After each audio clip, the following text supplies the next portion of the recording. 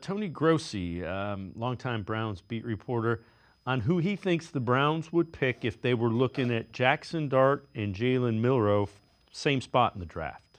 You think the Browns would rather have Milroe than I Dart? think so, and I think from the very start of this process, he was in their focal point. Yeah, and I think they've liked them more as they've been exposed to him more. So Dart, they would have to take at 33 or move up. Dart's going to be gone by the time they pick at 67. Oh, yeah. I think Milroe, too. Some people have Milroe as a late first-round pick, and some people have him as a fourth-round pick. He's a very polarizing prospect. I know that. He's the classic boomer bust. You take him, you're either going to look brilliant or look stupid.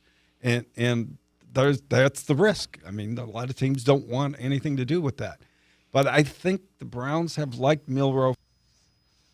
Fred, the one thing, and I said it a little bit earlier in the show, they have more information on Jalen Milroe than anybody because of Tommy Rees.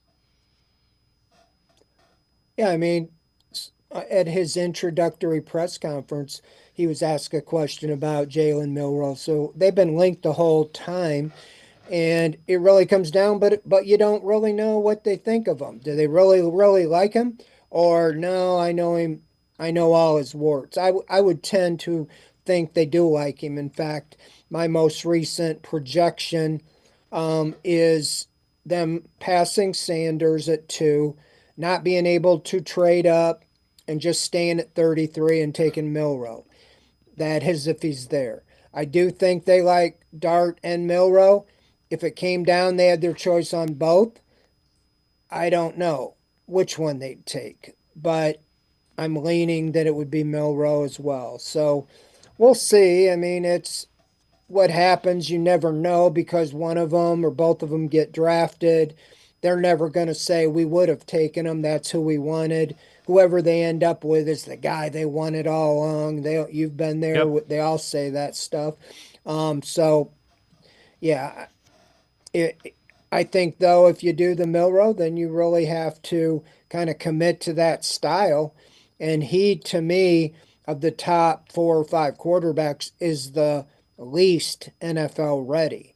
And you might put together a package for him to run or things like that. But I think you got to be ready to, put in some time and develop him. And so I think Tommy Rees would be the one to say, he's got it, we can do this. Or he might say, I tried to do some things. I just don't know if he'll ever get to the point in the NFL, to be NFL ready to do what we want. So, yeah, it's anybody's guess still, in my opinion.